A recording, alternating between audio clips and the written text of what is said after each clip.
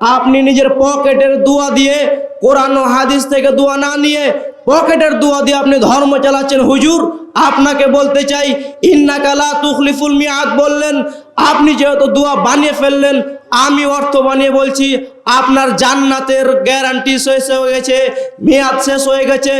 আপনি দোয়া পড়লেন ইন্নাকা লা তুখলিফুল মিয়াদ, রাসূল পড়তে বলেছে অন্যরকম করে, আপনি কোরআনের আয়াত দিয়ে দোয়া পড়ে শেষ দোয়া পড়লেন, আপনি বেদাতের অন্তর্ভুক্ত হয়ে গেলেন। তাই আপনাকে বলতে চাই, রাসূল সাল্লাল্লাহু আলাইহি ওয়াসাল্লাম বলছেন, মান আমিলা আমালান, যে ব্যক্তি এমন আমল করলো, লাইসা আলাইহি আমরুনা, আমি রাসূল তা করিনি, ফাহুয়া রাদ, তা প্রত্যাখ্যাত, তা কখনো গ্রহণযোগ্য হবে না। তাই আমরা আসুন সহিহ হাদিস থেকে আমল করার চেষ্টা করব। আল্লাহ রাব্বুল আলামিন আমাদেরকে যেন তৌফিক দান করেন, আল্লাহুম্মা আমিন। বেদাত মুক্ত সহিহ হাদিস থেকে সহিহ আমল করার তৌফিক দান করুন, আল্লাহুম্মা আমিন। প্রশংসা একমাত্র আল্লাহ রাব্বুল আলামিনের জন্য, যেই মহান মালিকের এত নাফরমানি করার পরেও আমাদেরকে রিজিক দিয়ে বাঁচিয়ে রেখেছেন, আজ অবধি সুস্থ রেখেছেন।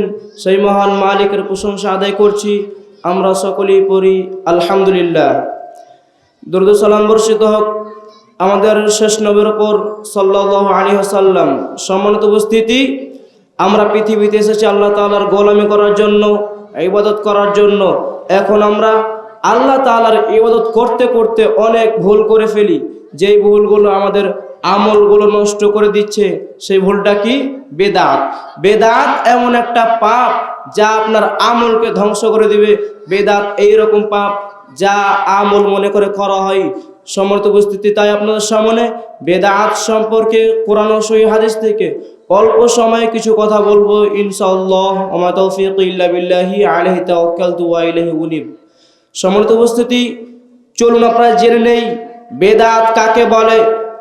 আয়েশা রাদিয়াল্লাহু তাআলা আনহা থেকে বর্ণিত, তিনি বলেন, রাসূল সাল্লাল্লাহু আলাইহি সাল্লাম বলেছেন, মান আহদাসা ফি আমরিনা হাযা মা লাইসা ফীহি ফাহুয়া রাদ, যে ব্যক্তি আমার এই দিনে এমন কিছু প্রবেশ করালো, নতুন কিছু ঘটালো যা আমি রাসূল সাল্লাল্লাহু আলাইহি সাল্লাম বলিনি, সেইটাই বেদাত, তা প্রত্যাখ্যাত, তা কখনো গ্রহণযোগ্য হবে না।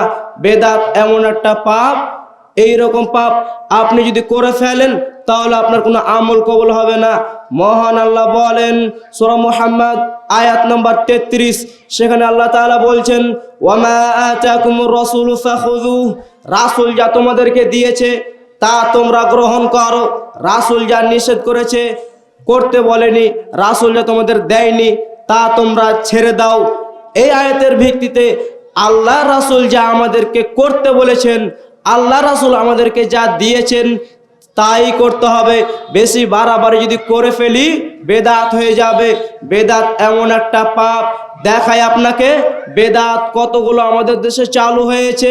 দেখেন, আজান শেষে বেদাত, কোরআন তেলাওয়াত শেষে বেদাত, বেদাত আর বেদাত, এত বেদাত চালু হয়েছে যার কারণে আমল নষ্ট হয়ে যাচ্ছে। দেখায় আপনাকে আজান শেষে কি করে বেদাত চালু হয়ে গেছে।